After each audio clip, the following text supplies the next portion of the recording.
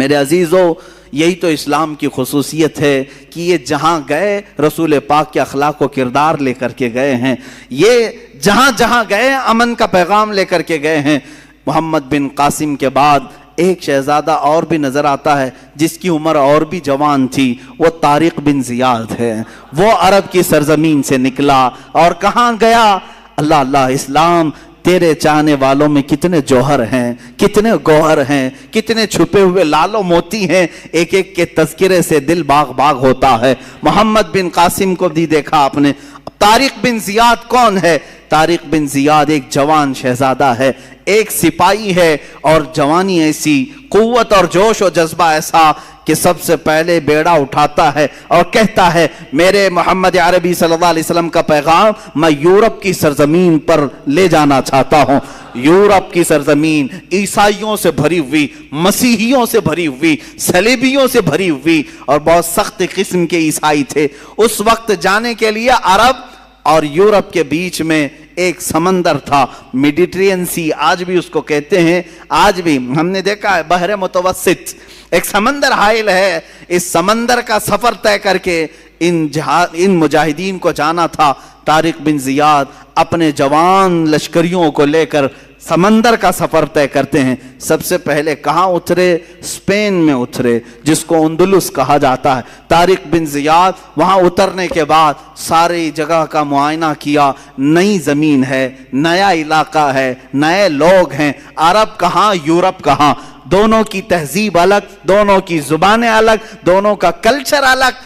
نئی زمین پر آئے، اب ایک بار پھر مڑ کر کے اپنے لشکریوں کی طرف دیکھا، جوان تھے، بھری جوانی تھی سپاہیوں کے اندر، اور کشتیاں بھر بھر کر کے آئے تھے۔ سب کو بلا کر کے کہا طارق بن زیاد ایک تمہارے درمیان پیغام دینا چاہتا ہے، آج کی شام تک جسے واپس عرب لوٹنا ہے وہ لوٹ جائے، اور جسے رہنا ہے وہ یہی رہ جائے۔ کوئی ہے جو لوٹنا چاہتا ہے؟ شام تک کا وقت ہے۔ شام ہو گئی، ایک بھی سپاہی واپس جانے کی بات نہیں کیا۔ جب کوئی نہیں اٹھا، طارق بن زیاد کھڑے ہوتے ہیں۔ جو لکڑیوں کی کشتیاں آئی تھی کنارے، سب پر گھی اور تیل ڈال کر کے آگ لگا دیا۔ لکڑیوں کی تھی، جلنے لگ گئی۔ مجاہدین نے پوچھا یہ ہماری سواریاں ہیں، انہیں کیوں جلایا جا رہا ہے؟ طارق بن زیاد نے کہا تاکہ کسی کے اندر بھاگنے کی جرت بھی نہ ہو، خیال بھی نہ ہو۔ ہم رسول اللہ کے وہ دیوانے ہیں، جہاں جائیں گے یا تو جھنڈا گاڑیں گے یا اپنی قبر میں دفن ہوں گے۔ ہم جہاں جائیں گے یا تو ہماری قبر بنے گی یا تو ہمارا پرچم لہرائے گا۔ طارق بن زیاد کا یہ جوش، یہی جوش تھا، یہی ولولہ تھا۔ ان مجاہدین نے پہلا قدم رکھا اور اللہ نے بھی انہیں فتح مبین عطا فرمایا۔ یورپ کی سرزمین سمٹتی چلی آئی۔ ان تابعین اور کچھ صحابہ کے قدموں میں یہ یورپ کی سرزمین ایسے آتی گئی، ایسے آتی گئی کہ ایک وقت ایسا آیا کہ اس اسپین پر اسلامی حکومت کا راج تھا۔ 750 سال تک اسلامی حکومت کا پرچم بلند ہوا۔ یہیں سے پورے یورپ میں اسلام پھیلایا گیا۔ آج بھی یورپ کے جن علاقوں میں اسلام پھیلا ہے وہ اسی یورپ کے اس ملک کے ذریعے سے پھیلا۔ طارق بن زیاد کی قبر پر اللہ لاکھوں رحمتیں نازل فرمائے، ان کی قبر پر مولا ابر رحمت نازل کرے کہ جس ایک جوان کے جذبے نے پورے بر اعظم ایک کانٹیننٹل کو اسلام کے دامن میں داخل کیا ہے۔ عزیزان گرامی، اسلام تیرے چاہنے والوں میں کتنے گوہر، کتنے لال و موتی چھپے ہوئے ہیں۔ ہم تاریخ میں آگے بڑھ کر کے آتے ہیں تو پھر ایک مجاہد کا نام آتا ہے جسے صلاح الدین کہا جاتا ہے۔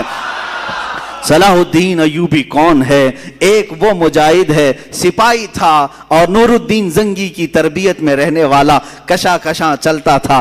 بسا اوقات ایسا تھا کہ خاندان الگ تھا، بڑے لوگوں کا، پیسے والوں کا خاندان تھا، لیکن اللہ جس کا دل بدل لے اور جس کو کام پر لگائے تو پھر دنیا کے تماشوں سے اس کا جی اٹھ جاتا ہے۔ وہ نکلا۔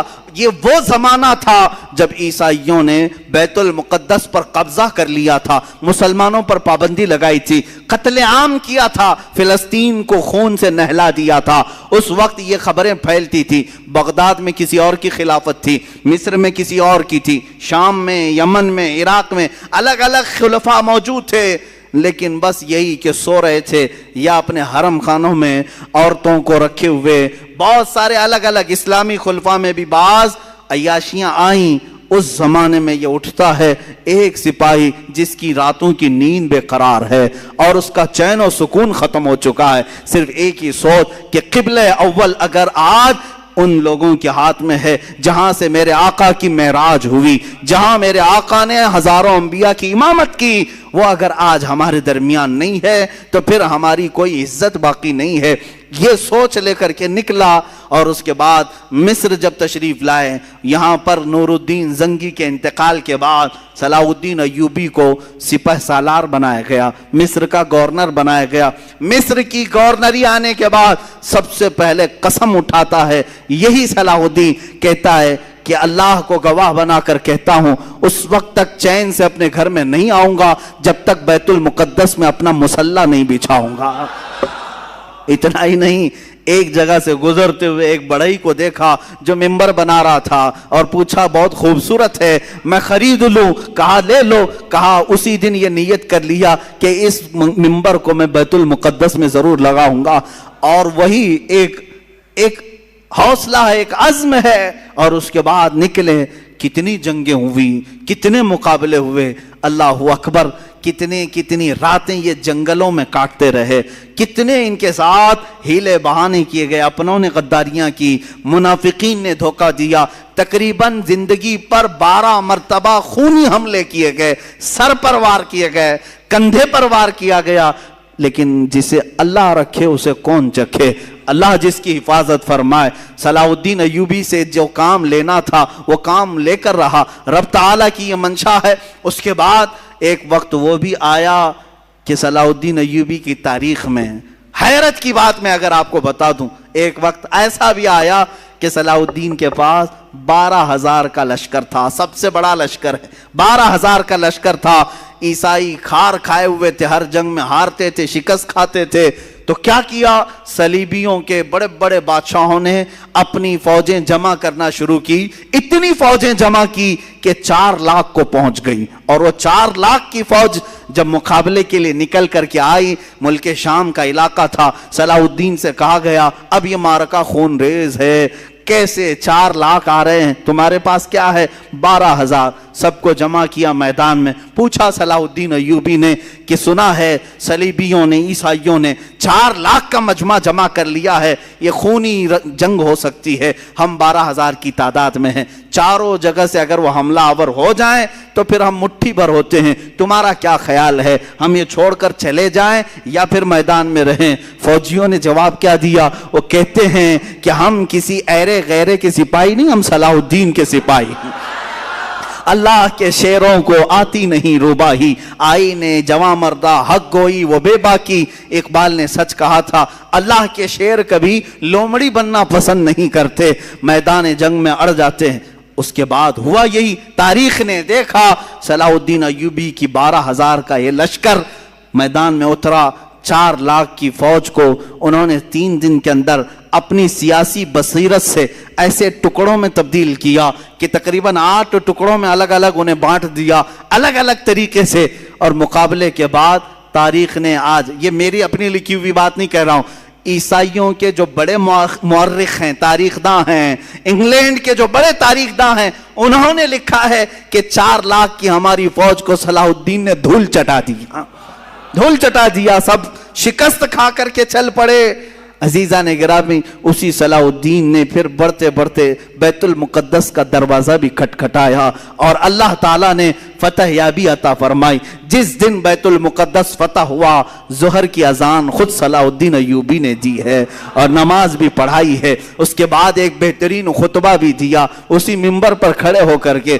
بیت المقدس فتح ہونے کے بعد کرنا کیا چاہیے تھا؟ جنہوں نے مارا تھا مسلمانوں کو انہیں پکڑ لیتے، جنہوں نے مسلمانوں کا مال لوٹا تھا انہیں پکڑ لیتے، جو وہاں عیسائی تھے. نہیں، صلاح الدین ایوبی نے بیت المقدس کے دروازوں سے آواز لگائی کہ جو امن کے ساتھ رہنا چاہتا ہے صلاح الدین اس کے لیے امن کے دروازے کھولتا ہے، اور جو جانا چاہتا ہے جتنا مال یہاں سے لے کر جا سکتا ہے، کسی کی گردن پر تلوار نہیں رکھی جائے گی. یہ بھی انگریز تاریخ دان نے لکھا ہے کہ اتنا زیادہ معاف کرنے والا کسی جرنیل کو ہم نے دنیا میں نہیں دیکھا. اور وہ ملک وہ ملک ناروے جہاں پر کٹر لوگ رہتے ہیں، ناروے اور ڈنمارک جیسے آج بھی یورپ کی کنٹریز ہیں، آپ کو حیرت ہوگی انہوں نے اپنے ملکی قانون کے اعتبار سے صلاح الدین ڈے منانا شروع کیا۔ صلاح الدین ڈے منا رہے ہیں۔ ارے میاں تم کو کیوں صلاح الدین ڈے؟ وہ کہتے ہیں کہ ہم نے ایسا صلاح الدین دیکھا ہی نہیں ہے، یہ اللہ تعالیٰ کی طرف سے پیدا کیا ہوا مجاہد اعظم تھا۔